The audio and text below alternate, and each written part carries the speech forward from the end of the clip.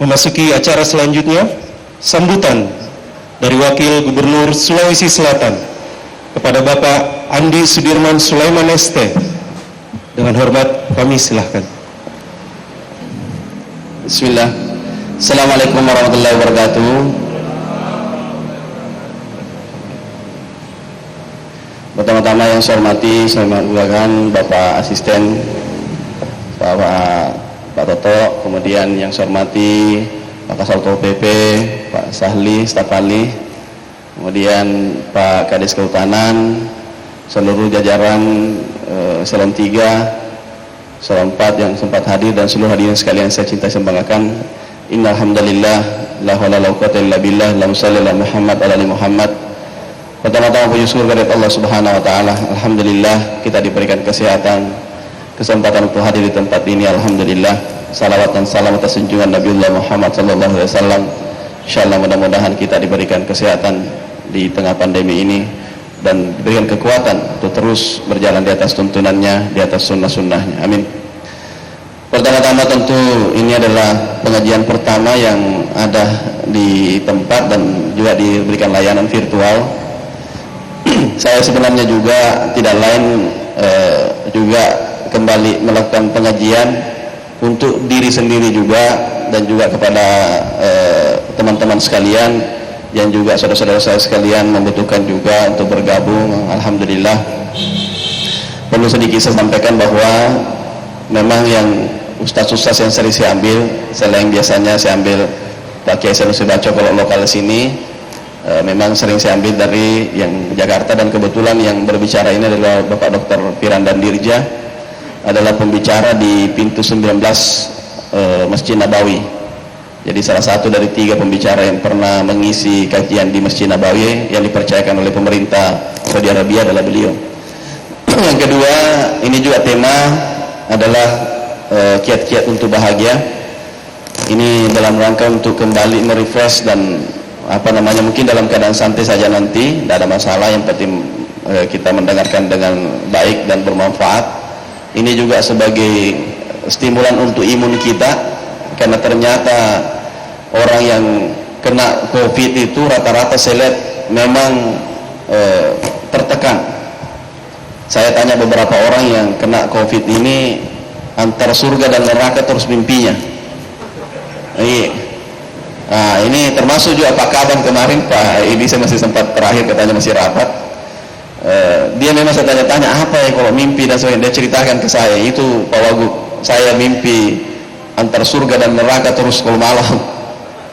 Memang dalam tertekan, dan imun itu betul-betul turun drop ketika kita tertekan. Saya sejak menjadi wakil gubernur baru muncul penyakit baru, namanya penyakit eksim. Itu semacam kayak gatal di tangan. Saya obati ke dokter kulit, dia bilang ini bisa sembuh Pak Wagub, ini namanya eksim. Dikasih obat sembuh, begitu lama muncul lagi.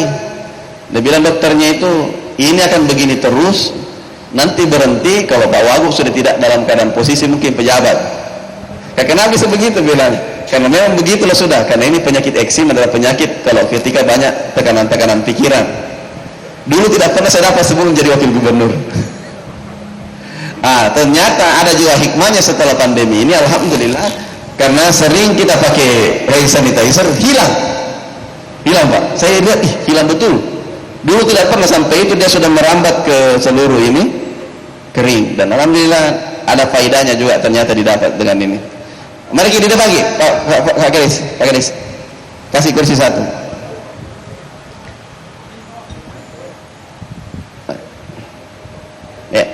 Selamat datang Pak Prof, Pak Kadis. Ayo silakan.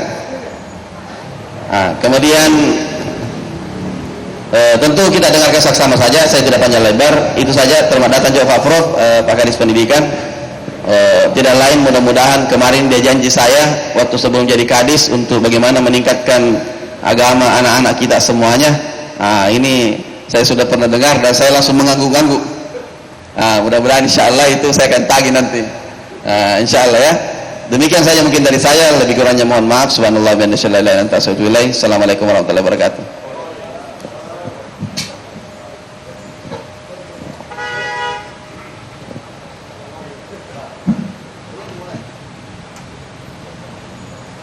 Baik, para hadirin yang kami muliakan, serta para partisipan yang bergabung melalui Zoom, live Facebook, dan Instagram.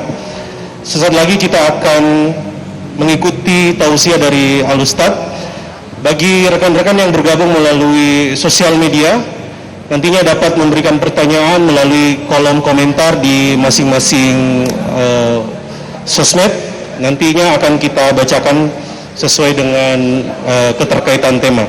Baik, hadirin yang kami muliakan, langsung saja kita mengikuti kajian dari Al-Ustadz Dr. Firanda Andirjaim Hafizahullah dengan tema Kiat-Kiat Bahagia. Waktu dan tempat kami silakan, Ustadz. Bismillahirrahmanirrahim.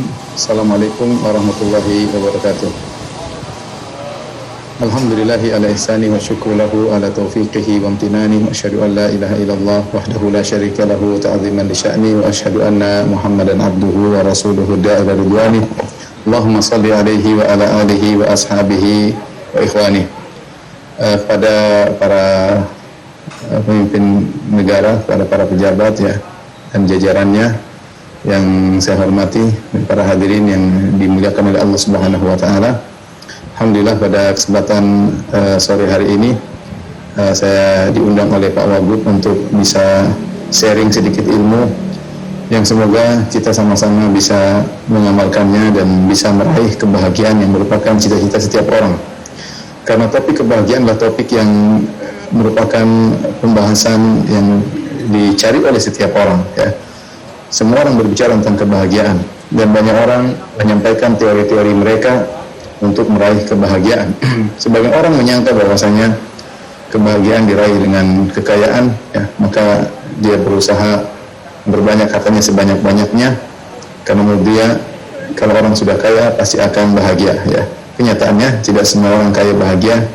Banyak orang kaya justru stres, ya, pusing memikirkan perusahaannya, pusing memikirkan bagaimana bisa mengamankan hartanya, bagaimana bisa terselamatkan dari gangguan penjahat dan yang lainnya. Sebagian orang menyangka juga bahwasanya namanya kebahagiaan diperoleh dengan ketenaran, maka dia berusaha untuk bisa setenar-tenarnya, disanjung oleh banyak orang. Namun kenyataannya kita lihat orang-orang terkenal seperti artis, aktor, bintang film dan yang lainnya, banyak di antara mereka yang tidak bahagia, banyak di antara mereka yang rumah tangga mereka hancur, sebagian mereka bunuh diri, sebagian mereka terjebak dalam obat-obat terlarang, tidak lain karena ingin mencari kebahagiaan, ya, menunjukkan bahwasanya ketenaran tidak menjamin kebahagiaan seseorang.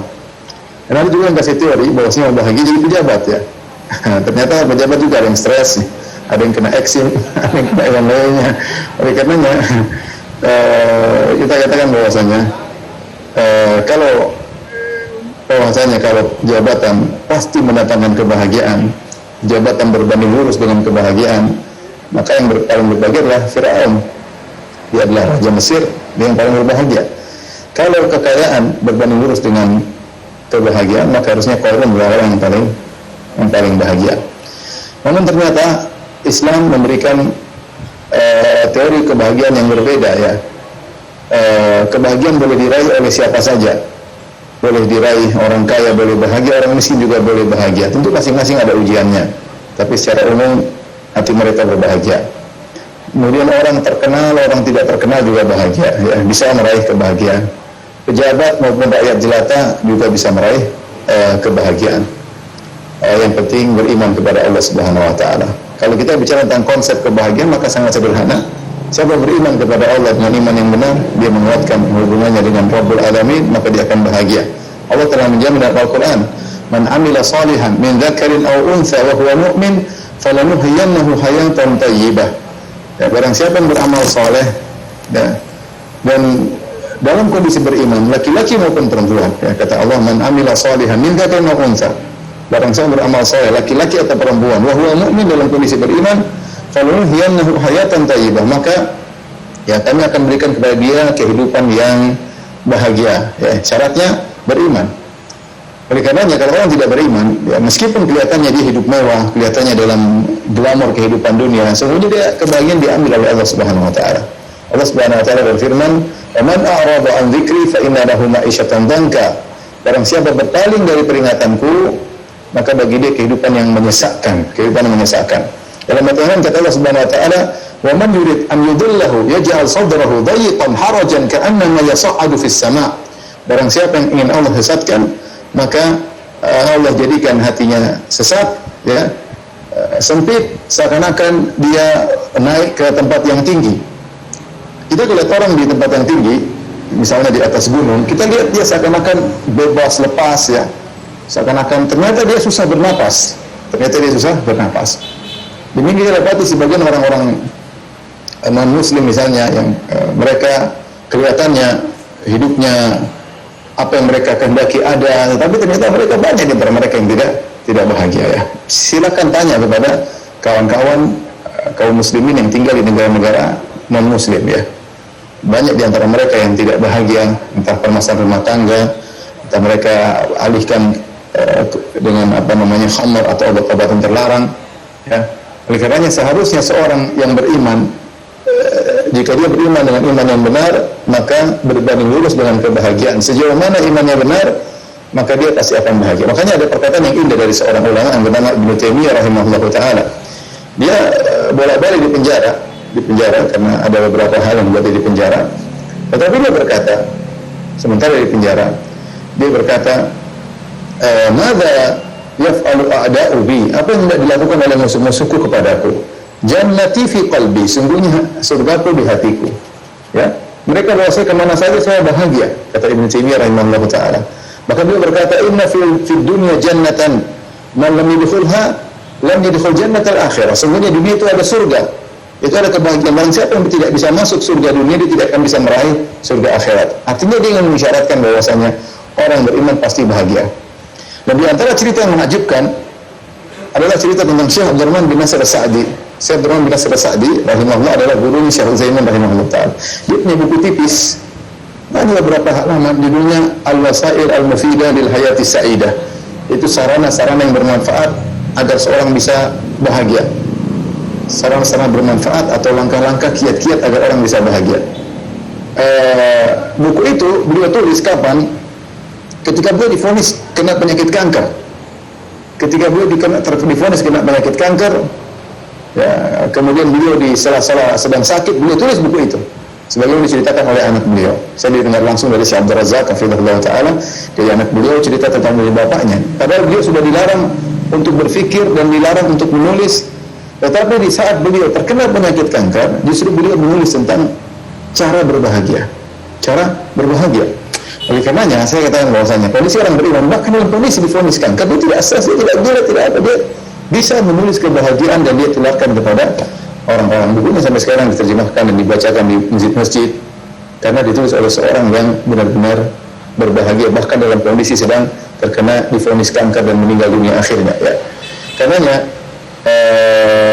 rekan-rekan, para senior-senior, para guru-guru, ya, para pejabat yang dirahmati Allah Subhanahu wa taala, pada kesempatan pagi ini saya hanya menyampaikan sharing sedikit ilmu, ya, yang saya juga belajar untuk bahagia, ya, dan mengajak bapak-bapak sekalian untuk bisa berbahagia, ya, karena kita ingin meraih kebahagiaan dunia sebelum kebahagiaan di akhirat. Dan itu diantara doa yang selalu kita panjatkan, Rabbana atina fid dunya hasanah wa fil akhirati hasanah wa qina adzabannar.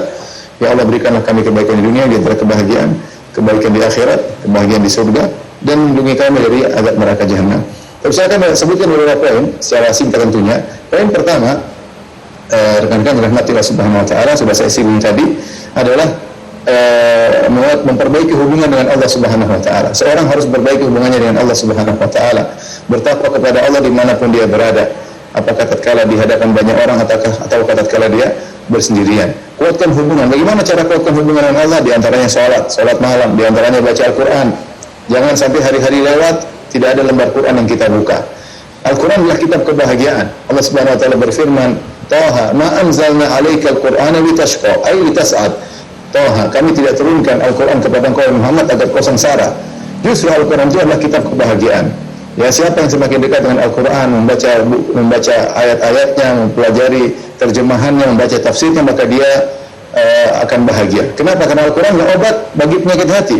Wa nunazzilu minal Qur'ani ma huwa shifaa' wa rahmatul lil mu'minin. Kami turunkan Al-Quran sebagai obat dan sebagai rahmat. Allah turunkan rahmat, Allah berikan obat kepada orang yang baca Al-Quran. Dalam ayat yang lain kata Allah Subhanahu wa taala, "Wa syifaa'u lima fis sudur." Al-Qur'an adalah syifa, ya, obat bagi penyakit-penyakit hati. Jelas ini.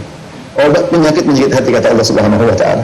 Makanya kalau kita baca doa penghilang kesedihan, doa yang panjang, Allahumma inni abdik ibnu amatik nasiyati fi yadik madin fi hukmun adlun fi qada'u as'aluka bi kulli ismin halat samaita bihi nafsaka wa anzalta fi kitabika wa lam ta'lam min khalqik ahadan min khalqik aw ista'tharta bihi fi ilmi ghaib indak anta ja'ala al-qur'ana rabi'a qalbi. Ya Allah, jadikan Al-Qur'an sebagai penyejuk hatiku, wa nura sadri, sebagai cahaya bagi hatiku, wa dhahaba ghammi, untuk menghilangkan kegelisahanku, wa jala'a huzni, dan untuk menghilangkan kesedihanku. Al-Qur'an. Maka aneh kalau ada seorang mukmin mengaku dia beriman, ya, sementara Allah sudah turunkan Al-Quran dengan kesempurnaannya melalui malaikat Jibril, malaikat yang termulia, melalui Nabi yang termulia Nabi Muhammad SAW, kemudian diambil Al-Quran simpan di rak, tidak pernah dia buka. Sehari-harinya medsos dia baca, berita dia baca, tidak ada ujung, perdebatan dia baca, komentar sana, komentar sini. Al-Quran tidak pernah dia baca, hanya dipajang, beli Al-Quran mungkin warna emas yang tebal, dia taruh di rak sampai berdebu, tidak pernah dia baca. Dia baca nanti Ramadan berikutnya. Maka seorang masing-masing mencari kebahagiaan, ya, mencari kebahagiaan di antaranya baca Al-Quran.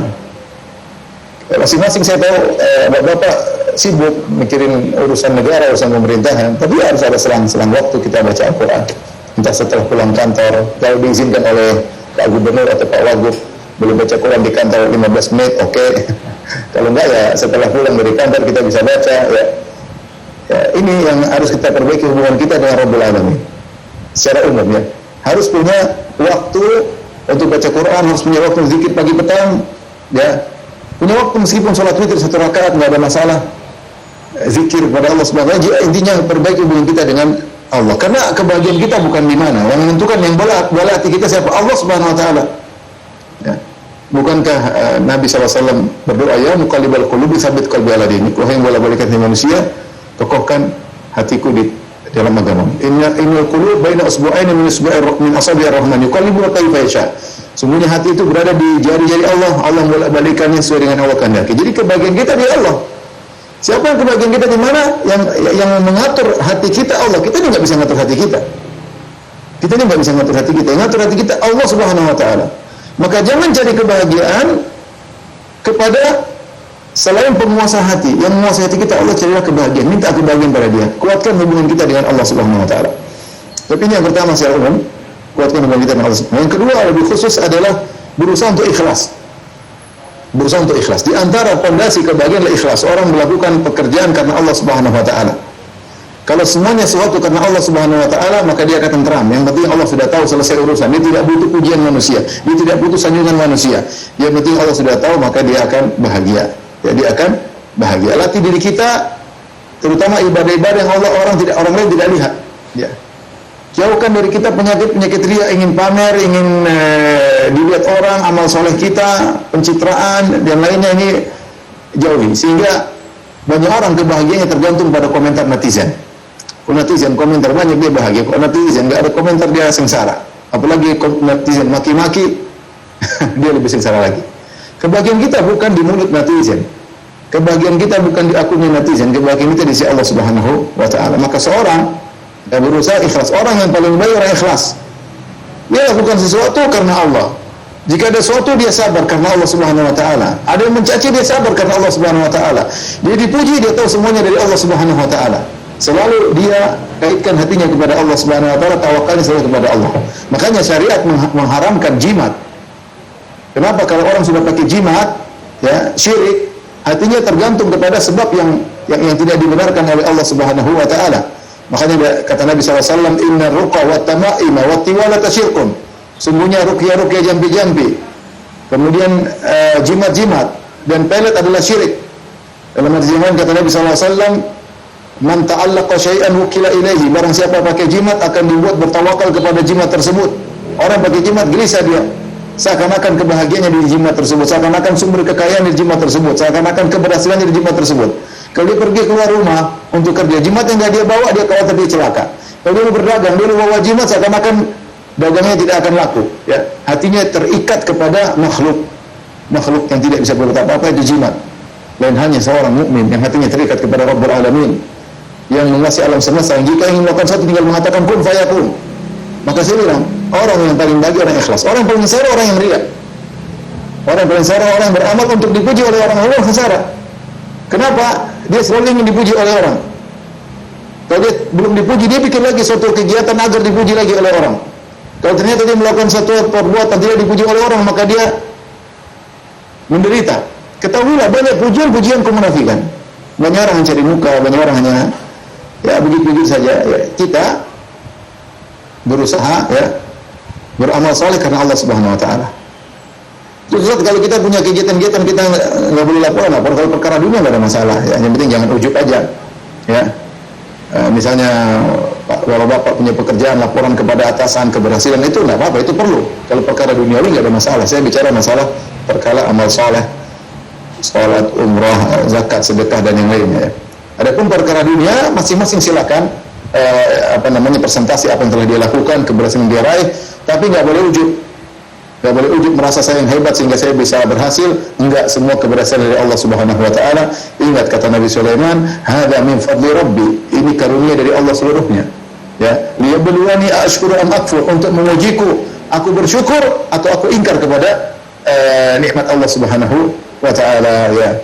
Semua apa yang Allah berikan kepada kita, keberhasilan kita raih, kesuksesan yang kita raih, semuanya dari Allah Subhanahu wa taala. Jadi ini poin pertama yang sangat penting. Perbaiki hubungan kita dengan Allah Subhanahu wa taala, kemudian latih diri kita untuk senantiasa ikhlas kepada Allah Subhanahu wa taala. Jangan gantungkan keberhasilan kita, kebahagiaan kita dengan komentar netizen dan pujian orang lain. Poin yang ketiga, kalau tadi bertakwa, yang kedua ikhlas. Yang ketiga adalah perbanyak zikir. Ini masih berkaitan dengan ketakwaan. Perbanyak zikir. Di antara ibadah yang agung yang sering kita lalaikan adalah berzikir kepada Allah Subhanahu wa taala. Rasulullah SAW mengatakan sallallahu alaihi wasallam, "Kalimatani habibatani ila rahmani, tsaqilatani fil mizan, khafifatani lisani." Dua kalimat yang dicintai oleh Allah, berat di timbangan, ringan di lisan. Subhanallah bihamdi subhanallah azim. Subhanallah bihamdi subhanallah azim. Kita jangan berzikir subhanallah bihamdi subhanallah azim, subhanallah bihamdi subhanallah azim. Mudah. Bukan kita berzikir tunggu orang kumpul dulu ramai-ramai bikin paduan suara baru zikir. Kapan saja kita berzikir, tidak usah menunggu orang. Anda lagi naik mobil berzikir, Anda lagi naik motor berzikir, lagi bengong berzikir. Jangan sampai kita bengong melamun enggak ada kegiatan. Dengan berzikir, ala bi dzikrillah tatma'innul qulub. Alladzina amanu tatma'innu qulubuhum bi dzikrillah. Orang-orang yang beriman dan tenang hati mereka. Ini di antara yang langsung mendatangkan kebahagiaan. Langsung kita lagi gelisah, langsung kita bilang la ilaha illallah, la haula wala quwwata illa billah. Subhanallah, alhamdulillah. Itu langsung kebahagiaan langsung datang. Kesengsaraan langsung pergi. Kenapa? Kita langsung ingat Rabbul Alamin yang menentukan kebahagiaan kita. Oleh karenanya, jangan sampai kita buang-buang waktu kita tidak bermanfaat. Maka saya ingatkan diri saya pribadi dan juga kepada kawan saya Pak Wagub dan juga pejabat-pejabat yang lainnya. Jangan lupa kalau kita lagi sendiri, lagi bengong, nggak ada salahnya kita astagfirullah, astagfirullah, subhanallah, alhamdulillah. Apa kata Nabi SAW? Subhanallah, alhamdulillah, tamla'ul mizan. Bicara subhanallah, baca subhanallah, alhamdulillah akan memenuhi timbangan pada hari kiamat kelak. Mudah, ringan, pahalanya besar, namun banyak yang meninggalkan. Tadi ingat kalau saya masih kuliah di Saudi, sering kita lagi di mana tulis, lagi ngantrian, lagi apa, selalu ada tulisan isi detik-detikmu dengan istighfar, isi detik-detikmu dengan salawat kepada Nabi. Misalnya banyak tulisan seperti itu. Kalau saya naik mobil, misalnya bapak-bapak kalau ingat pergi dari Mekah, Madinah atau Madinah ke Mekah, biasanya di pinggir jalan adalah salli ala Nabi, subhanallah. Kita jalan dikit lagi ada Allahu Akbar, la ilaha illallah, agar kita di jalan kita tidak lupa. Tapi sekarang medsos menghancurkan semuanya ya. Orang bilang ngantri udah main medsos ya, tidak ada zikir medsos ya. Sehingga jauh hati kita semakin keras, semakin jauh, susah untuk khusyuk, susah untuk menangis ya. Kenapa? Karena kita kurang mengingat Allah Subhanahu wa taala ya. Jadi jangan lupa dalam kondisi-kondisi kita lagi bengong berzikir kepada Allah Subhanahu wa taala. Kata Nabi sallallahu alaihi wasallam, "Tuba liman wajada fi sahifati istighfaran katsiran." Sungguh beruntung orang mendapati dalam catatan amalnya banyak istighfar. Banyak istighfar. Kalau di Arab, saya kawan-kawan saya sampai kalau mereka lagi main ke Saudi, ke Indonesia lagi satu mobil dengan saya, mereka biasa berzikir. Kita lagi di mobil, misalnya kita di mobil saya di sebelah sini, dia dengan santainya, astagfirullah, astagfirullah, la ilaha illallah, la ilaha illallah. Kita mau mulai kayaknya aneh, berzikir kayaknya aneh. Apalagi kalau sama-sama Indonesia, ini orang kenapa ini? Mereka biasa aja, karena sudah terbiasa kondisi orang berzikir. Kita harus menghidupkan suasana biasa. Misalnya antum pejabat, masuk kata astagfirullah, astagfirullah, ada masalah. Niatnya karena Allah kita ingin membersihkan hati kita. Hati kita ini sering kotor, di antara dibersihkannya dengan banyak istighfar. Tapi di antara yang berikutnya, yang keempat atau kelima, kiat kebahagiaan adalah fokus kepada privasi kita. Kalau kerjaan kita sudah selesai, tugas kenegaraan sudah selesai, tugas pemerintahan sudah selesai, fokus pada urusan kita masing-masing, privasi kita masing-masing. Nabi SAW ketika ditanya tentang fitnah yang akan menimpa, ya, terus bagaimana cara selamat dari fitnah yang menimpa, dan kita tidak pungkiri bahwasanya di zaman ini zaman fitnah syahwat, fitnah syubhat, berbagai macam, apalagi dengan adanya internet, masuk apa saja bisa kita lihat, apa saja bisa kita dengar. Di antara jalan keluar, kata Nabi SAW, alaika bi khosati amri nafsik, hendaknya kau sibuk dengan privasimu. Maksud saya bagaimana, Bapak Ibu yang khawatir subhanahu wa ta'ala, kita kerja 8 jam kurang lebih ya, 8 jam pergi kantor, pagi pulang, sudah setelah pulang sudah sibuklah kita dengan urusan kita dengan Allah Subhanahu wa taala, zikir, kita baca Quran, kemudian kita ngurus suami kita, istri kita, anak-anak kita ngobrol, hidupkan kebahagiaan di rumah, ngobrol dengan anak-anak, telepon orang tua, sibuk urusan kita ya. Jangan sibuk dengan urusan orang. Makanya Nabi SAW mengatakan, min husni islamil mar'i tarkuhu ma la ya'ni. Di antara keelokan Islam seorang meninggalkan yang bukan urusannya. Kita ini terlalu banyak ingin tahu urusan orang yang bukan privasi, yang bukan kepentingan kita. Kalau kepentingan kita nggak ada masalah. Ya, seorang politikus harus tahu politik, oke.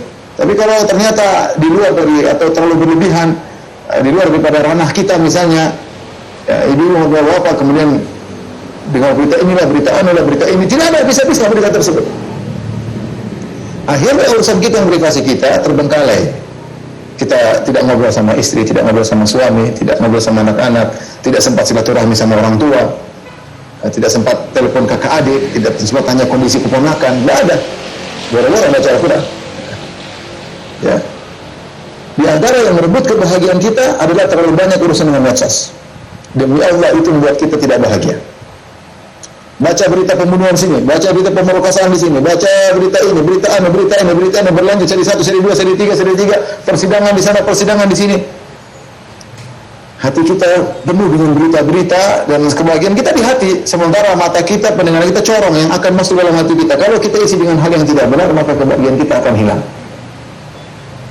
Maka di antara wasiat Nabi SAW, alaika bi khasati nafsi, bi amri khasati nafsik, sibuklah dengan privasimu.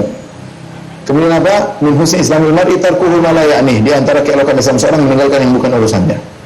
Karena kita ini punya hobi komentar ya, yang bukan urusan kita. Misalnya ada sebagian wanita lewat depan rumah, ada orang rumahnya warna ungu, dia ini kenapa sih warnanya ungu? Dia bilang itu bukan urusan kamu, di warna ungu, warna merah, kuning, hijau, terserah dia. Itu bukan urusanmu. Ngapain kita komentar yang bukan urusan kita? Ya. Kalau berita misalnya artis ini dicerai sama suaminya, kemudian ngapain kita ikuti berita tersebut? Ada bapak ikuti, ada artis dicerai sama suaminya, kemudian ikuti kenapa sebab cerainya, sidang pertama, sidang kedua. Ngapain? Kecuali antum yang menikahi itu artis, nggak apa-apa. Ya. Kita jangan ditengok, nggak dilihat, kemudian kita ngapain ikut berita seperti itu? Kenapa? Karena ketika kita buang waktu pada hal tersebut, waktu yang harusnya berharga, kita terbengkalai, jadi tumbal.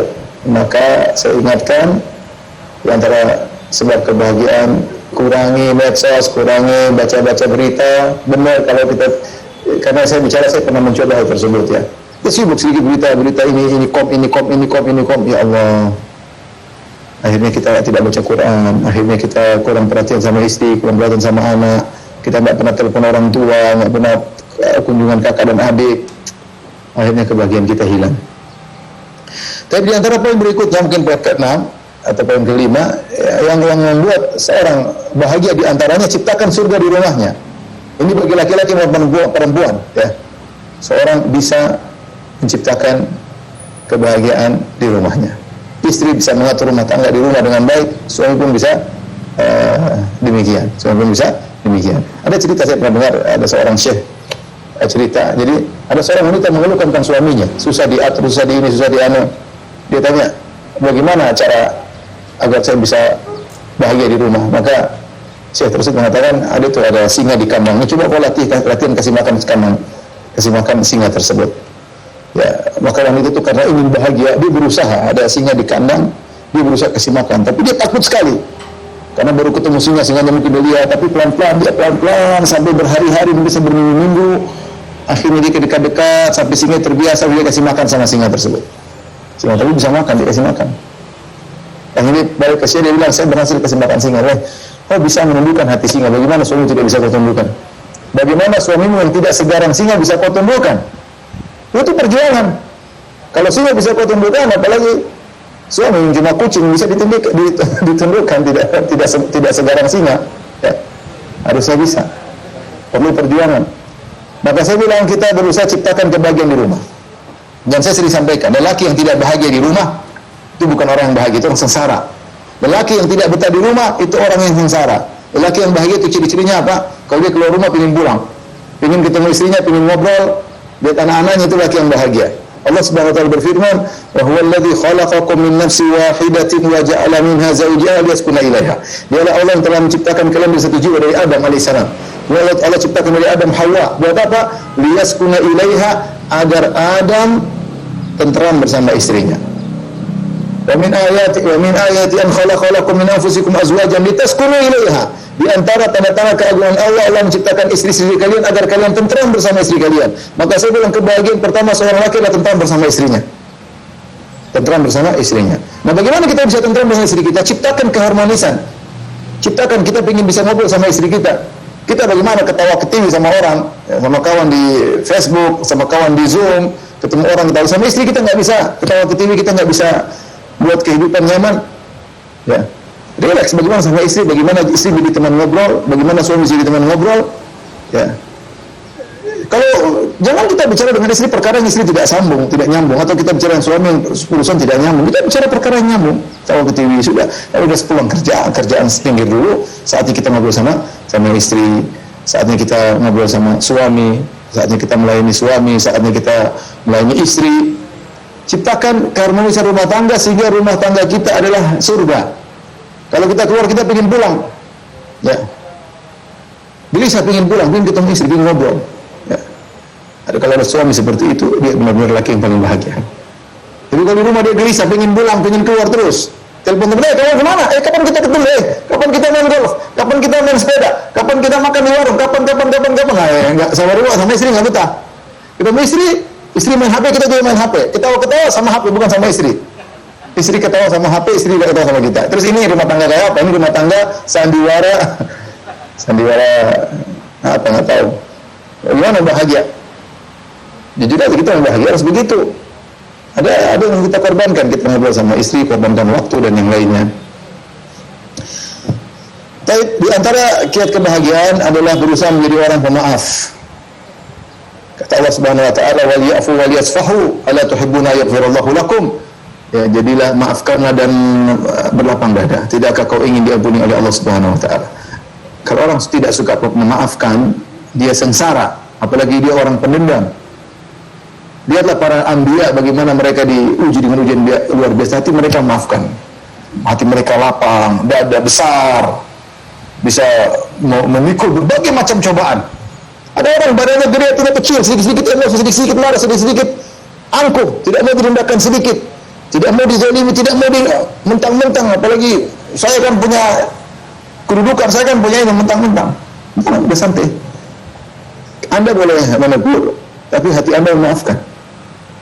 Misalnya saya bicara dengan anak, ini contoh antar orang tua. Kita bisa marah anak kita meskipun kita tidak dendam, tapi kita tampakkan kita marah demi kebaikan dia. Tapi dendam jangan, ngapain dendam sama anak? Jangan suka dendam. Ibu-ibu apalagi ada masalah dendam. Oh, ibu itu begini, oh itu begini. Sebelum tidur dipikirin, aduh repot, gimana mau tidur? Sakit hati ini. Mudah memaafkan, itu kunci kebahagiaan. Orang zalimi kita, ngomong kita, tenang aja, tidak apa-apa, sudah ditakdirkan oleh Allah. Ada orang mengenai kita, Ini maki-makinya sudah dicatat 50.000 tahun sebelum diciptakan langit dan bumi, sudah dicatat dia bakalan maki saya. Terus bagaimana? Maafkan. Orang yang paling utama kita maafkan siapa? Pasangan hidup kita, istri kita, suami kita. Paling utama kita maafkan.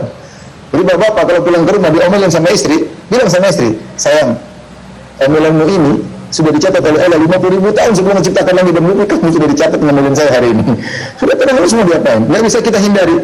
Nggak bisa kita hindari. Ma asabaka lam yakun liyukhti'ak. Apa yang dicatat oleh Allah mengenaimu tidak akan bisa kau hindari. Wa ma akhta'aka lam yakun liyusibak. Apa yang Allah catatkan akan terhindar darimu, meleset, tidak akan bisa mengenaimu. Jadi seorang berusaha berlapang dada. Kata Allah Subhanahu wa taala, wa inna sa'ata la'atiyatun fasfahi safhal jamil. Sungguhnya hari kiamat akan tiba, kematian akan tiba, fasfahi safhal jamil, maka maafkanlah, berlapang dadalah. Orang paling bahagia adalah orang yang mudah memaafkan. Ya udahlah, sudah takdir. Ya saya diginikan karena memang dosa-dosa saya. Introspeksi diri. Ketika Nabi SAW dihina, dimaafkan. Nabi sibuk dengan beribadat kepada Allah Subhanahu wa taala, tidak terlalu menggubris perkataan mereka. Makanya kata Syekh Sa'di rahimahullah taala, salah seorang ulama yang tadi menulis buku tentang kebahagiaan, ini mengatakan, kalau ada orang mencaci maki kita, jangan digubris. Kalau bisa nggak usah dengar caciannya. Ada orang lapor, Pak, ada yang bilang Bapak begitu, dosa kita dengar. Saya aman kok, tentram sudah bilang aja. Kalau itu kritikan bagus, sampaikan kritikannya. Kalau hanya mencela-cela, saya nggak mau dengar. Nggak usah dengar. Bapak kita buat kita dengar, kita jengkel, kita marah, hati kita bahagia jadi rusak. Harusnya hari ini kita bisa ketawa-ketiwi sama istri, nggak jadi ketawa-ketiwi sama istri. Gara-gara dengar berita tersebut. Nggak usah dengar. Kenapa? Sejauh mana kita mengikuti cacian maki mereka, sejauh itu kita buang kebahagiaan kita. Apa yang diberi? Kalau kritikan sempurna, apa kritikan kita butuh dikritik karena kita tidak ada yang sempurna. Dengan cacian makian, maaf, saya nggak mendengar. Hati saya lemah. Saya dengar pasti terpengaruh. Saya nggak mendengar. Ente jangan cerita sama saya nggak mendengar. Waktu itu. Jadi latih diri untuk maafkan, dan saya ulangi lagi, orang yang paling utama kita maafkan adalah orang terdekat kita. Maafkanlah istri, maafkanlah suami. Istri kita punya kekurangan banyak, suami kita lebih lagi punya banyak kekurangan. Maafkan anak-anak, maafkan orang tua, maafkan kakak dan adik, ya. Maafkan teman kerja di kantor, ya. Jangan menendam-mendaman, ya. Tapi di antara yang buat orang bahagia, ya, masih dua lagi insya Allah namanya, adalah membantu orang lain. Ini kelihatannya sepele, tapi ternyata faktor yang besar untuk membuat orang lain, membuat seorang bahagia.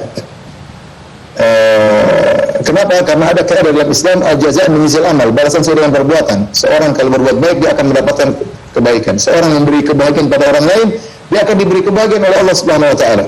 Dan di antara ibadah yang sangat mulia, yang paling dicintai oleh Allah adalah memberikan kebahagiaan kepada orang lain.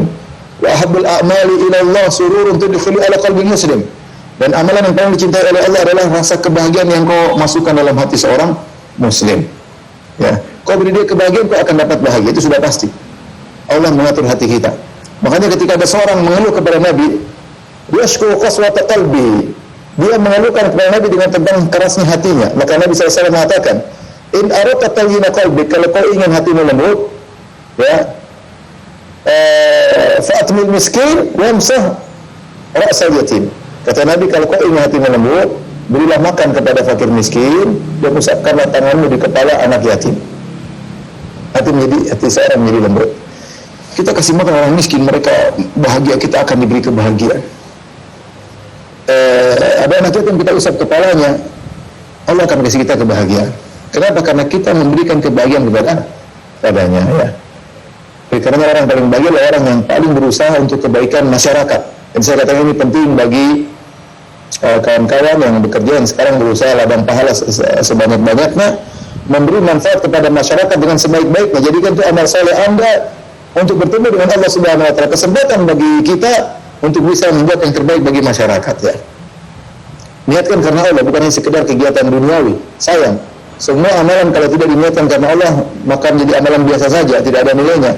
Tapi ketika kita niatkan karena Allah, ya, saya buat undang-undang ini berkaitan dengan ketenaga kerjaan misalnya, berkaitan dengan peraturan pemerintah, saya berusaha sebaik-baiknya untuk beri manfaat kepada masyarakat, berusaha untuk seadil-adilnya, kita berusaha, ya, maka kita akan dapat pahala yang banyak dari Allah Subhanahu wa taala, ya. Kita akan dapat banyak pahala dari Allah karena kita beramal atau bekerja untuk membahagiakan masyarakat. Mungkin masyarakat nggak ngerti, mungkin kita malah dimaki, biarin aja. Allah Maha tahu. Kita bekerja sudah semaksimal mungkin untuk melayani masyarakat, ya, untuk melayani masyarakat. Maka ini diantara peluang bagi kita untuk bahagia, diantaranya berusaha ikhlas karena Allah memberi pelayanan kepada masyarakat. Saya punya guru namanya Ustaz Abu Sa'ad rahimahullah ta'ala. Beliau ini di mana ada musibah beliau selalu paling depan. Saya tidak tahu orang kenapa, dia bahagia, dia orang yang bahagia. Kemana-mana ada bencana di sini dia pasti ke sana, kumpulin dana kemudian ke sana. Ada bencana di sana sampai ke luar negeri, sampai ke Palestina, sampai ke Suriah, sampai ke Yaman, dia kasih bantuan sosial. Ya, sering berpetualang sampai ke tempat apa saja, bencana, ke tsunami, ke apa saja, dia paling depan. Ya, saya heran. Rupanya saya tahu dia merasa bahagia dengan memberi pelayanan kepada orang lain.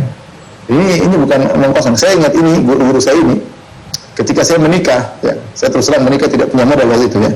Sampai saya mau menikah sama istri saya harus ngutang karena istri saya orang Bugis, ya.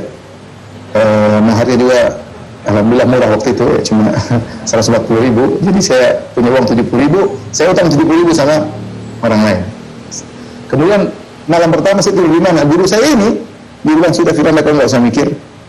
Dia tinggalkan rumahnya, istrinya tinggalkan rumah, dia suruh tinggal di rumah itu seminggu. Saya tidak bisa sewa hotel, mau untuk aja 140.000, duit saja kurang, sehingga saya akhirnya, kata orang bulan madu, ya, di rumah guru saya tersebut dia dan istrinya pergi meninggalkan rumah untuk muridnya, untuk bisa bergembira, berbahagia di rumahnya. Jadi menurut saya ada orang seperti itu, semakin dia memberi bantuan kepada orang lain, Allah akan berikan kebahagiaan. Mungkin dia tidak cerita sama orang, tapi dia pasti merasa kebahagiaan. Makanya kita lihat ada orang yang mereka kalau sudah kasih donasi, mereka ikhlas, ketagihan. Saya punya kawan seperti itu. Ustaz, ada mereka apa lagi? Ustaz, kenapa nggak ngajak-ngajak? Begitu, mereka ketagihan untuk berbuat baik. Ada kebahagiaan yang mereka rasakan. Ada kebahagiaan yang mereka rasakan. Tapi yang terakhir, agar mudah bahagia adalah qanaah. Jangan selalu kalau masalah dunia lihat ke bawah, jangan lihat ke atas. Lihat ke atas nggak ada habis-habisnya.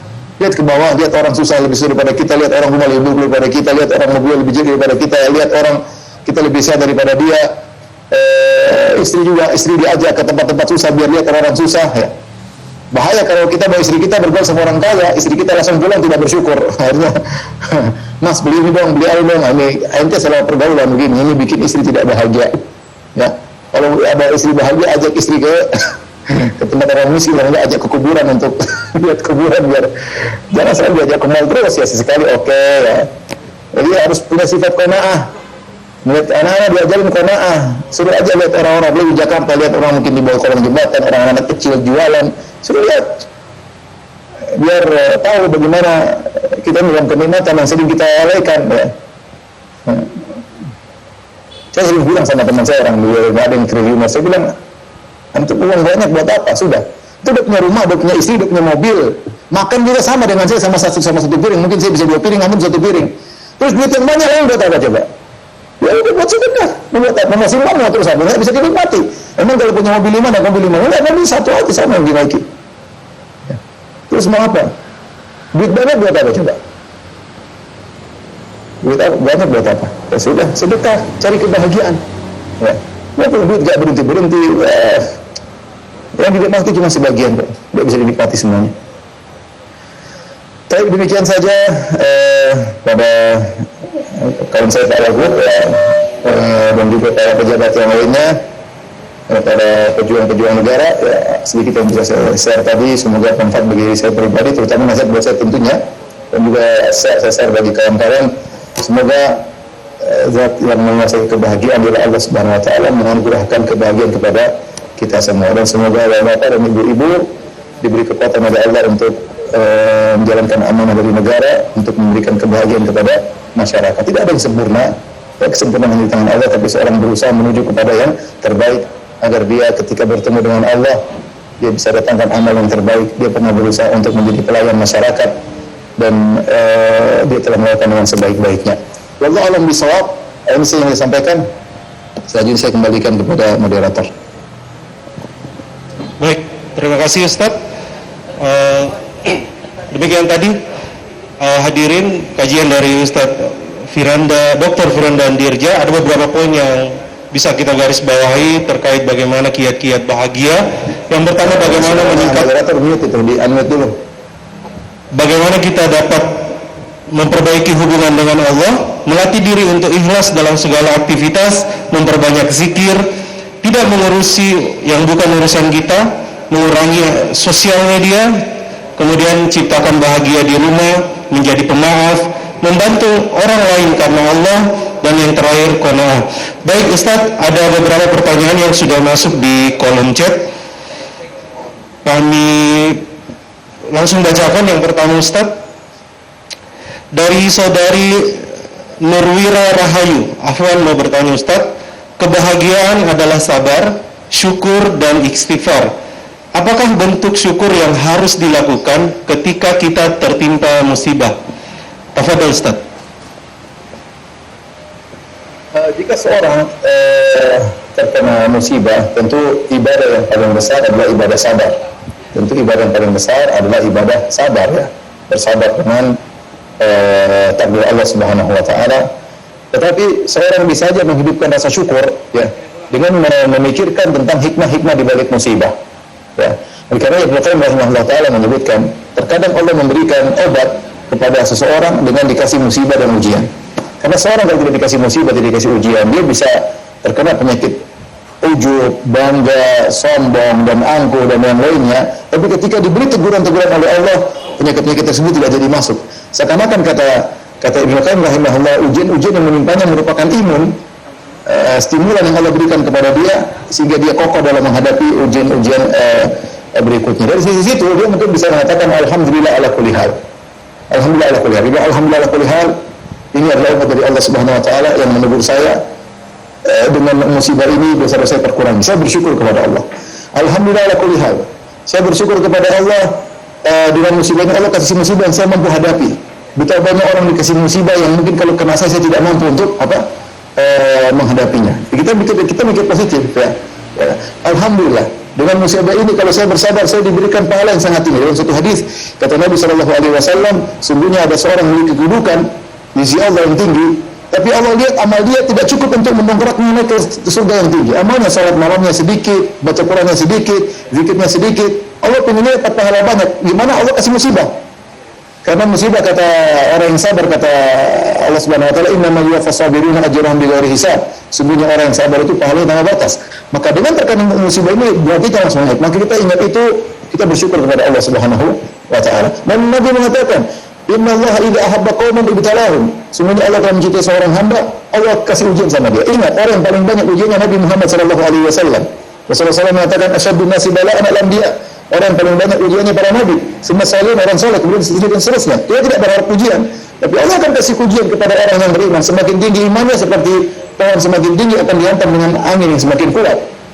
Ya, karena kalau kita lihat Nabi yang paling baik, itu Nabi SAW, Nabi sejak kecil yatim piatu, belum jadi pengembala kambing, belum anak-anaknya seluruhnya meninggal. Bayangkan anak satunya meninggal, bagaimana anak Nabi seluruhnya meninggal kecuali Fatimah. Anak Nabi 7 semuanya meninggal kecuali satu, Fatimah meninggal 6 bulan. Salam meninggal dulu. Dicintai Khadijah, meninggal di saat dia sangat cinta kepada istrinya, saat dia diintimidasi oleh orang-orang musyrikin Arab. Kemudian dia diusir dari kampungnya. Dia adalah orang yang nasabnya paling top dari Quraisy, nasabnya tinggi. Dikatakan pendusta, dikatakan orang gila, dikatakan penyihir, dikatakan tersihir. Belum Nabi diracun, belum Nabi terluka, belum Nabi lemparin. Nabi tidak pernah berhenti dari ujian dan ujian. Berarti orang yang paling dicintai oleh Allah sering dikasih ujian.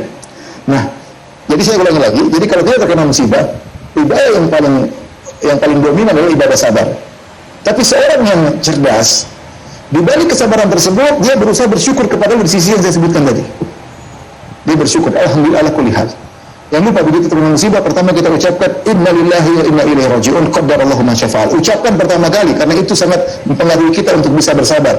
Ya. Saya sampaikan suatu kisah aja. Kisah ada seorang syekh namanya Walidul Ali. Walidul Ali ini saya punya buku, dia doktor lulusan Madinah, ulama Kuwait. Ketika dia berdakwah di Afrika, qadarullah ada orang, mungkin orang apa ditembak, dia lagi makan di restoran, kemudian ada orang tembak sembarang-sembarang, dia akhirnya meninggal.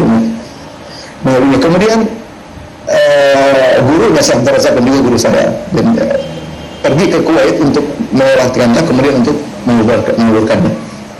Ketika dikuburkan, bapaknya yang sangat sayang kepada dia, ketika itu anak yang doktor akidah, kemudian dikuburkan, bapaknya berbicara di depan orang banyak, ya Allah, aku persaksikan bahwasanya aku ridha dengan keputusanmu, dan ibunya ridha, istriku ridha dengan keputusanmu, dan tidak menangis. Orang-orang heran melihat sikap bapaknya, kenapa bisa tegar. Ini anak paling berbakti, sampai disebutkan dia ini padahal orang sangat sibuk, tapi dia punya waktu setiap hari pada asar sampai maghrib menemani bapaknya ngobrol setiap hari. Dia bukan orang nggak ada kerjaan, banyak kerjaan, banyak urusan dakwah, urusan menulis dan macam-macam, tapi setiap hari dia punya waktu asar sampai maghrib untuk menemani bapaknya ngobrol, yang itu tidak bisa dilakukan oleh kakak dan adiknya. Dengan kesibukannya dia punya waktu untuk ngobrol sama dia, tapi bapaknya sangat sayang kepada dia, apalagi dia sudah dokter, sudah berdakwah sampai dakwah ke belantara Afrika dan yang lainnya. Setelah berjalan beberapa tahun, guru saya Syekh Abdul Razak bertanya sama bapaknya, ya Ammi, Om, saya ingin tanya sesuatu kalau tidak mengganggu. Ada apa katanya? Saya cuma kagum, kok bisa waktu menguburkan tidak menangis, kemudian mengatakan aku bersaksi, Allah bersaksi, aku sabar dengan keputusan. Maka akhirnya bapaknya cerita, ketika dia dengar anaknya meninggal dunia, dia dapat telepon, maka dia angkat. Maka ada kabar, dia bilang coba cek lagi. Terus berapa jam kemudian atau berapa waktu kemudian dikabarkan benar anak meninggal dunia. Maka yang pertama dia ucapkan, dia bilang qadarallahu ma syafa'al. Kemudian dia berkata kepada Allah, ya Allah, Engkau telah mengambil buah hatiku yang paling aku cintai, kuatkanlah hatiku ya Allah. Ini anak paling dia cintai. Di antara anak ini paling dia cintai. Dia bilang, ya Allah, Engkau telah mengambil saripati hatiku, ini anak paling aku cintai, kuatkan hatiku dan kuatkan hati ibunya. Setelah itu Allah kuatkan hatinya. Makanya saya bilang paling penting ketika kita terkena musibah, kata Nabi SAW, innama sabru inda salamatil ula. Kesabaran yang paling top adalah pertama kali terkena hantaman. Langsung kita terkena dengar ini, dengar ada, langsung kita bilang apa? Qadarallahu ma syafa'al. Semua sudah ditakdirkan oleh Allah. Allah melakukan apa yang Allah kehendaki. Kita bilang inna lillahi wa inna ilaihi raji'un. Semua milik Allah dan semua akan kembali kepada Allah. Alhamdulillah ala kulli hal. Segala puji bagi Allah atas segala keputusannya. Allah alam bisawab. Baik, terima kasih Ustaz. Kita lanjut ke pertanyaan berikutnya dari saudara Haling 94, masih dari kolom chat Zoom. Afwan Ustaz, amalan apa yang paling baik dilakukan untuk berlepas diri dari pikiran bahwa materilah yang paling berperan menjadikan kita bahagia? Mohon pencerahannya Ustaz. Tafadhal Ustaz. Bagi orang punya materi itu ya bahagia banget. Contoh ya, kita punya kawan itu punya perusahaan. Terkadang supirnya lebih mudah tersenyum daripada kawan kita tersebut. Supirnya santai-santai aja. Ya, yang penting bersyukur, alhamdulillah. Kawannya yang punya perusahaan, mikir persaingan bisnis, tidak mesti. Ada orang tidur di masa depan dia bisa tidur. Ada orang yang punya harta banyak tidak bisa tidur. Kemana-mana harus ada bodyguard yang mengawalnya, kemudian ada musuhnya, macam-macam. Jadi kita tidak pungkiri banyak faktor-faktor materi yang membantu kita bahagia. Ini tidak kita pungkiri, benar. Contoh, orang sehat lebih mudah bahagia, maka jaga kesehatan. Saya lupa tadi di antara faktor.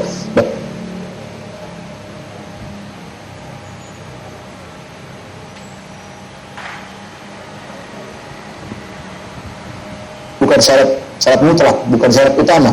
Ya, yang paling utama kita bahagia ada.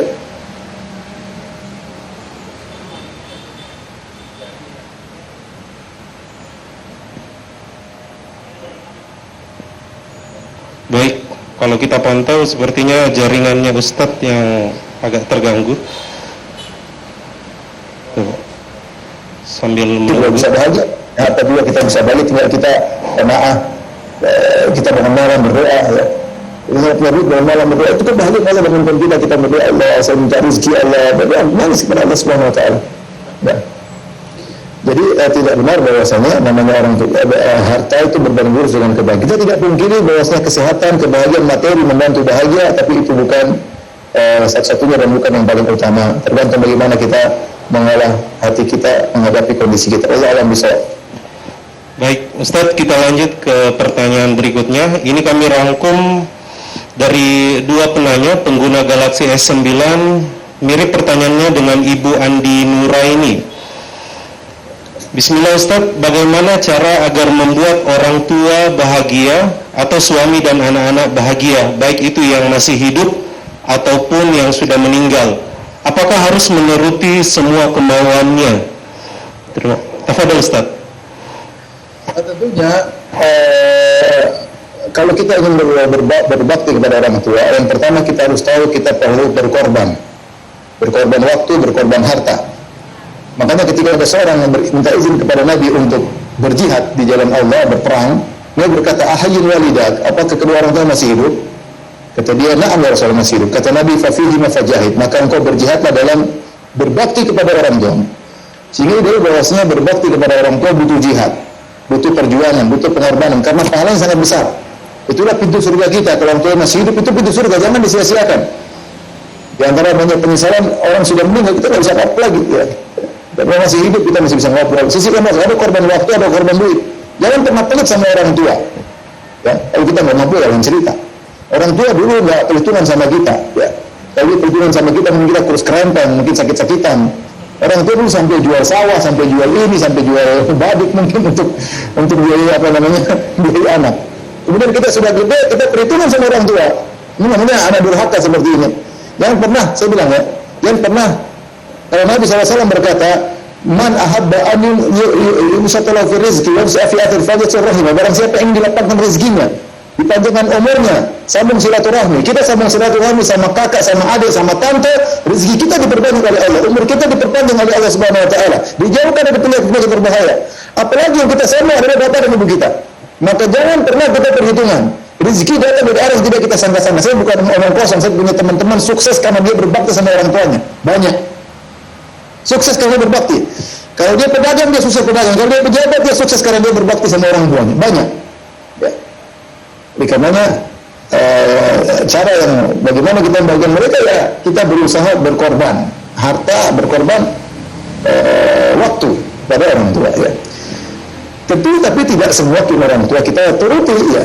Kalau tidak mampu apa lagi. Kalau ternyata bertentangan dengan syariat ya tidak bisa kita penuhi ya.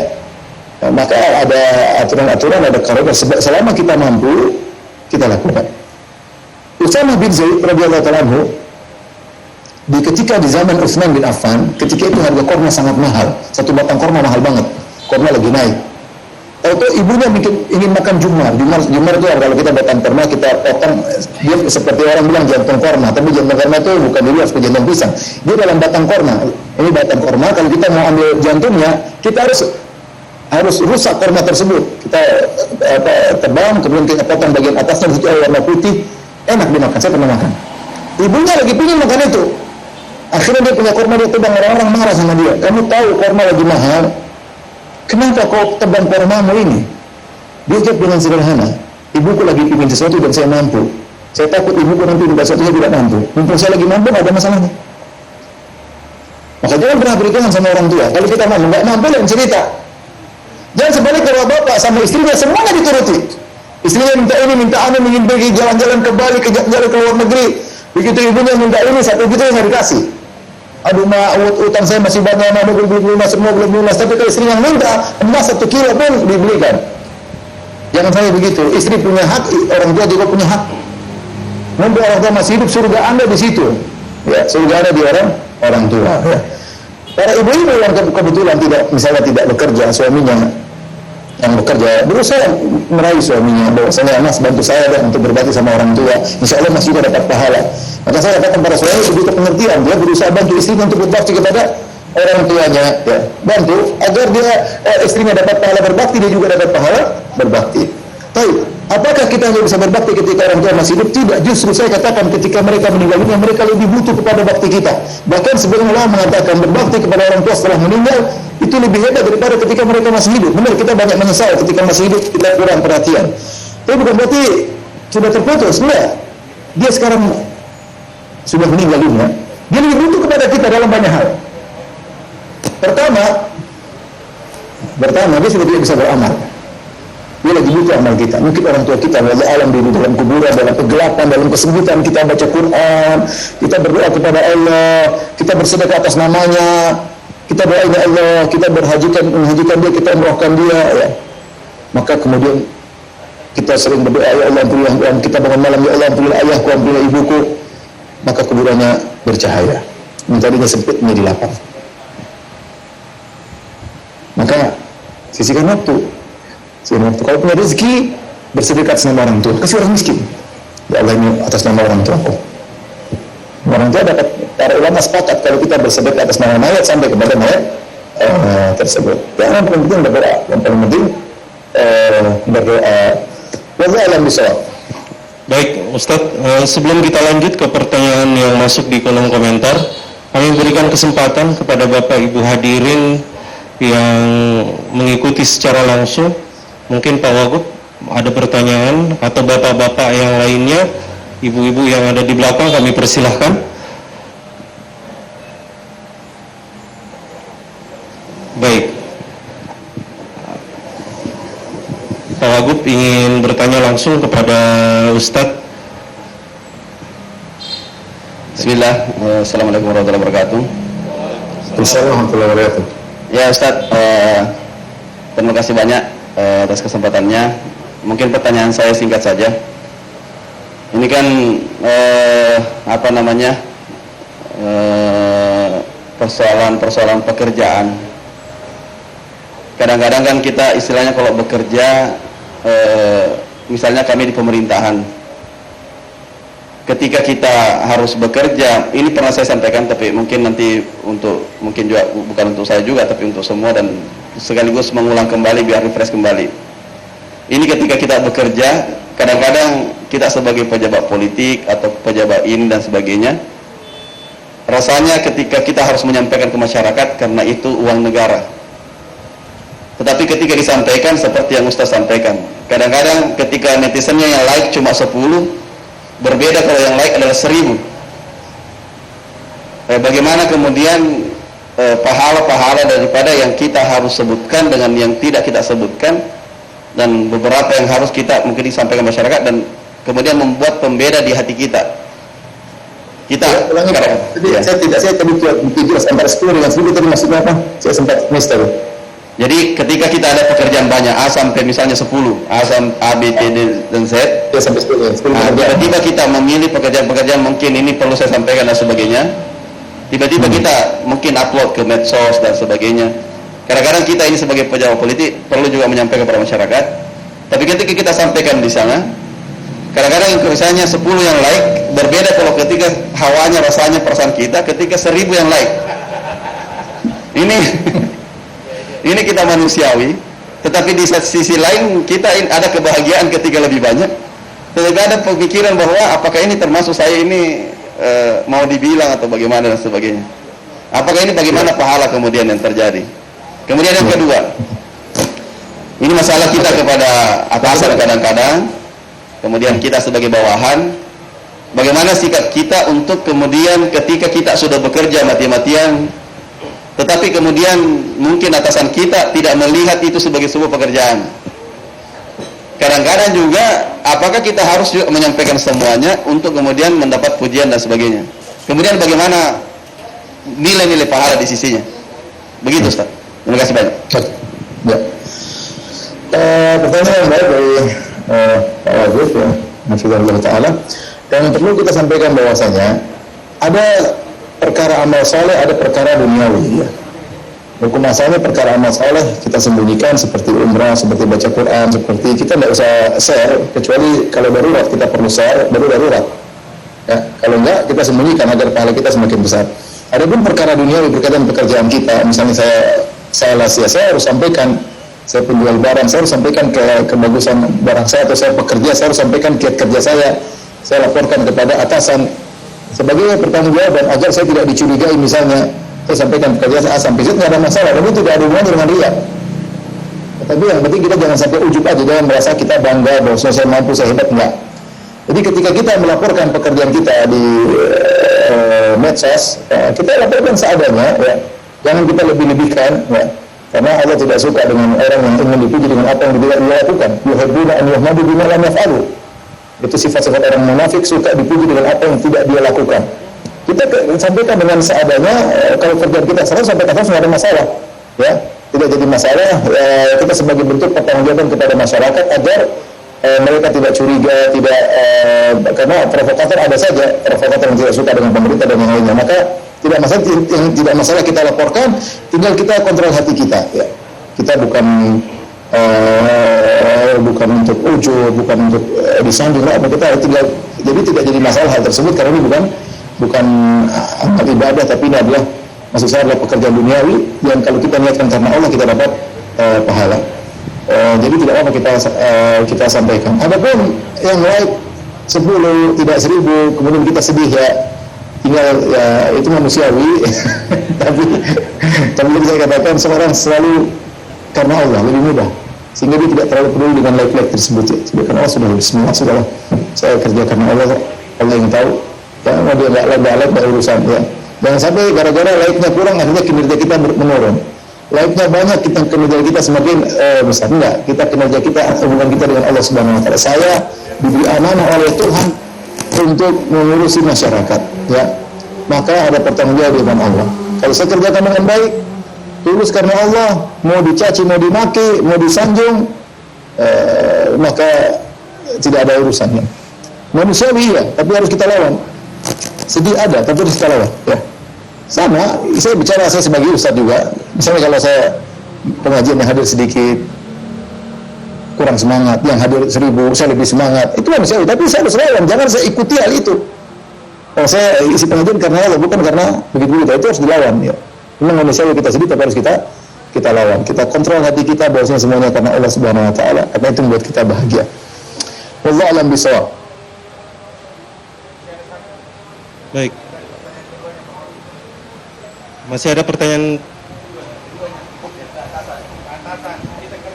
Baik, Ustadz, pertanyaan yang kedua dari Pak Wagub tadi, bagaimana terkait dengan pekerjaan kita di mata atasan? Kadang ada yang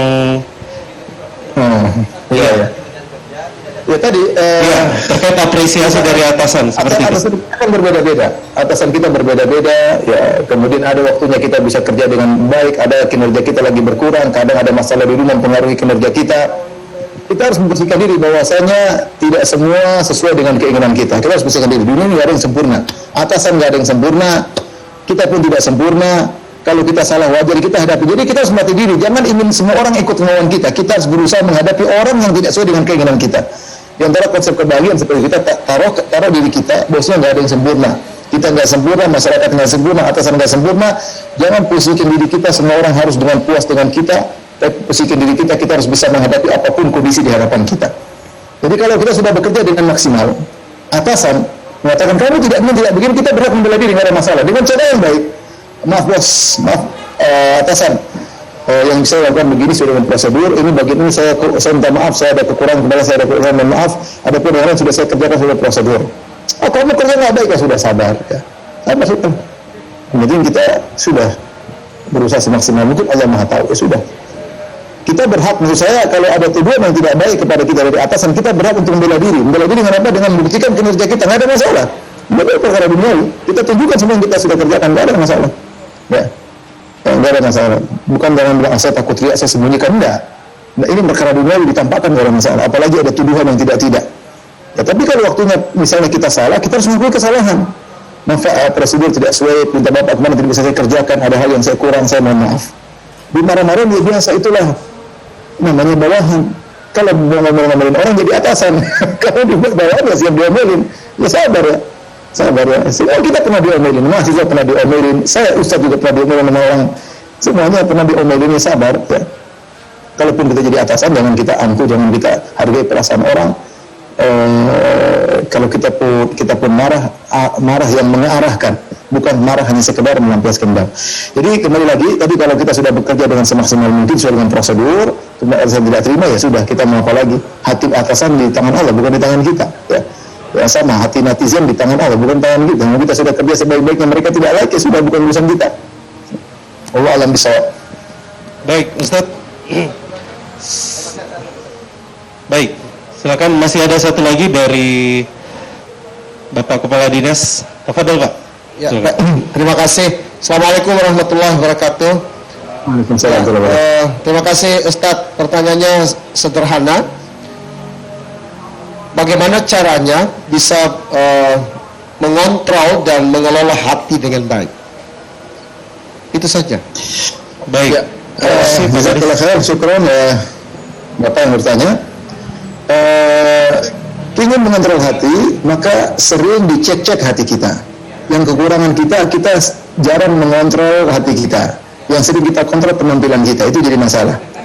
Penampilan kita di depan cermin, penampilan baju kita, penampilan kita itu kita jarang mengontrol. Seharusnya kita sering mengecek hati kita. Hati ini lebih perlu banyak dicek daripada penampilan luar. Kita lihat kapan kita sombong, kita harus ada sinyal, saya lagi sombong ya. Saya kadang saya mengucapkan sesuatu, istri saya ingatkan. Istri saya bilang, Abi kayaknya tadi Abi ngomongnya agak sombong deh, agak tinggi. Saya renungkan lagi, iya benar ya. Saya tadi ngomongnya kayak saya orang pejabat aja ngomong, padahal bukan pejabat. Menurut saya kadang-kadang kita harus ngontrol kapan kita sombong, kapan kita ria, kapan kita angkuh, kapan kita hasad, kapan kita dengki. Harus sering kita kontrol. Kita punya sinyal. Alhamdulillah Allah bersumpah, la uqsimu biyaumil qiyamah wa la uqsimu bi nafsil lawamah. Kata Allah, aku bersumpah dengan jiwa yang suka mencela. Apa itu nafsul lawamah, jiwa yang suka mencela? Jiwa sinyal. Ketika kita melakukan kesalahan, dia cela, kamu begini. Itu jiwa yang menyuruh kebaikan. Dia sinyal, dan itu setiap kita punya sinyal tersebut. Maka maksud saya, masing-masing kita selalu mengontrol, saya lagi hasad gak ini, saya ikhlas atau tidak, saya ria atau tidak, saya ujub atau tidak. Kalau kita sudah terlatih mengontrol hati kita, maka akan mudah. Yang jadi masalah, kita sering tidak respon dengan perubahan kondisi hati kita. Ya, karena kita sibuk dengan yang luar, kita sibuk dengan kerjaan, kadang kita tidak cek hati kita, ternyata sudah berpenyakit, ternyata macam-macam. Ya. Jadi maksud tadi itu perlu latihan, kalau alam bisa perlu latihan. Dan saya pun latihan ya,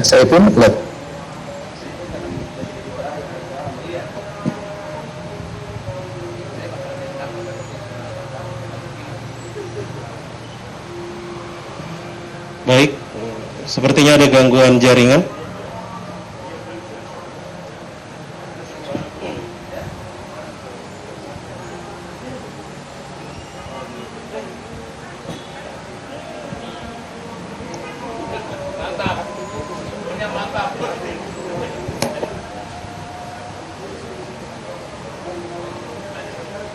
Ya.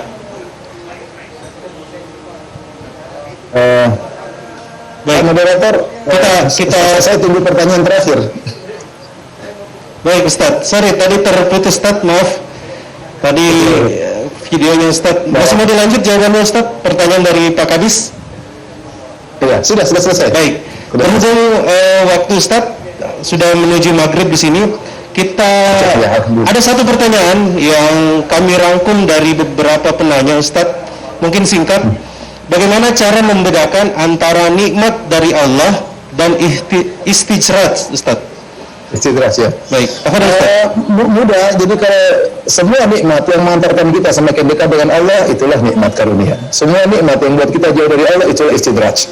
Maka seorang menghisap atau mengaudit dirinya. Saya 10 tahun lalu seperti apa, 10 tahun sekarang saya punya harta seperti apa, semakin dekat yang kepada semakin jauh.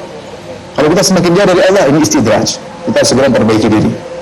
Kalau semakin dekat dengan Allah, kita syukuri, jangan ujub. Terus alhamdulillah sejak ini saya mengatakan, alhamdulillah saya lebih banyak berbakti sama orang tua, saya lebih banyak bagi fakir miskin, saya lebih banyak sedekah, saya bisa umrah, alhamdulillah. Ya sudah, jangan ujub, jangan bangga, lanjutkan. Berarti insya Allah kita husnudzan kepada Allah. Ini karunia dari Allah, karena Allah sayang kepada kita, membantu kita untuk semakin dekat dengannya dengan nikmat yang Allah berikan kepada kita. Demikian saja para rekan-rekan yang dirahmati Allah Subhanahu wa taala, Pak Wagub dan para pejabat yang lainnya, para guru, profesor dan yang lainnya, sedikit yang bisa sampaikan yang sekedar sharing dari anak muda buat para pejabat yang semoga bermanfaat bagi diri saya pribadi dan juga pada bapak sekalian, dan semoga Allah memudahkan Bapak untuk bisa menjalankan kewajiban amanah dari Allah Subhanahu wa taala dan menjadi pemberat timbangan kebajikan di hari akhirat kelak. Kurang lebihnya saya mohon maaf, yang benar datang dari Allah Subhanahu wa taala, yang salah dari saya dan dari syaitan, semoga Allah mengampuni kita semua. Wabillahi taufiq wal hidayah. Assalamualaikum warahmatullahi wabarakatuh. Waalaikumsalam warahmatullahi wabarakatuh. Baik, terima kasih Ustadz atas tausiahnya pada sore hari ini kepada kami. Kami doakan semoga Ustadz selalu dalam lindungan Allah Subhanahu wa taala. Amin.